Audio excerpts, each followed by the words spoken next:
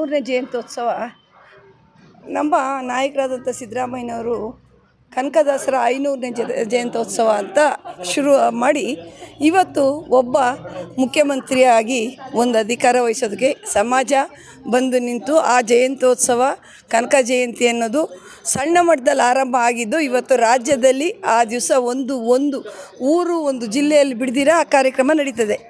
ಅದೇ ಥರ ಈ ರಾಷ್ಟ್ರಮಾತೆ ಅಹಿಲ್ಯಾಬಾಯಿ ಹೋಳ್ಕರ್ ಅವರ ಜನ್ಮದಿನ ನಮ್ಮ ರಾಜ್ಯಕ್ಕೆ ಸೀಮಿತ ಆಗದೆ ಇಡೀ ದೇಶದಾದ್ಯಂತ ಹೆಣ್ಣುಮಕ್ಕಳಿಗೇ ಒಂದು ಕಾರ್ಯಕ್ರಮ ಅಂತ ಆಗಬೇಕು ಅನ್ನೋದು ನನ್ನ ಆಸೆ. ಆದ್ದರಿಂದನೇ ನಮ್ಮ ಹೆಣ್ಣುಮಕ್ಕಳು ಎಲ್ಲಾದರೂ ಗುರುತಿಸ್ಕೊಂಡು ನಾಯಕತ್ವದ ಗುಣ ಮೊದಲು ಈಗ ಸುರೇಶ್ ಅವರು ಹೇಳ್ದಂಗೆ ನಾಯಕತ್ವದ ಗುಣ ಅಂದರೆ ನಾವು ಅವ್ರನ್ನ ಪ್ರೀತಿಸಬೇಕು, ಸಮಾಜನ ಪ್ರೀತಿಸಬೇಕು. ನಮ್ಮ ನಾಯಕತ್ವನ ನಾವು ಬೆಳೆಸ್ಕೊಂಡು ನಂಗೆ ನಾಯಕತ್ವ ಬೇಕು ಅಂತ ಒಂದು ಅಧಿಕಾರ ತಾತ್ಕಾಲಿಕವಾಗಿ ತಗೊಳ್ಳೋದ್ರಲ್ಲಿ ಅರ್ಥನೇ ಇಲ್ಲ. ನಾವೇನೋ ನಾಯಕತ್ವ ಬಯಸದೆ ಆದರೆ ಏನು ಸಿದ್ದರಾಮಣ್ಣವರು ಅನ್ನದ ಬೆಲೆ ಯಾವಾಗಲೂ ಅವರು ಹೇಳ್ತಾರೆ ಭಾಷಣಗಳಲ್ಲಿ. ನಾನು ಅನ್ನಕ್ಕಾಗಿ ಸಾಂಬಾರು ತಂದು ಅನ್ನ ಮಾಡ್ಕೊಂಡು ಹಾಸ್ಟೆಲಲ್ಲಿ ಇದ್ದು ಬೆಳೆದೆ ಅಂದರೆ ಅವ್ರಿಗೆ ಆ ಹಸುವಿಂದು ಕಷ್ಟ ಗೊತ್ತಿತ್ತು. ಅವ್ರು ಯಾವತ್ತು ಪ್ರಮಾಣ ವಚನ ಸ್ವೀಕಾರ ಮಾಡಿದ್ರು ಮೊದಲು ಮುಕ್ತ ಹಸುವಿನ ಕರ್ನಾಟಕ ಮಾಡಬೇಕು ಅನ್ನೋದು ಅವರು ಮೈಂಡ್ ಸೆಟ್ಟಲ್ಲಿ ಮಾಡಿಕೊಂಡೇ ಬಂದರು. ಅದೇ ಥರ ನಾವು ಏನಾದರೂ ಮಾಡಬೇಕು ನಮ್ಮ ಜನಕ್ಕೆ, ಸಮಾಜಕ್ಕೆ.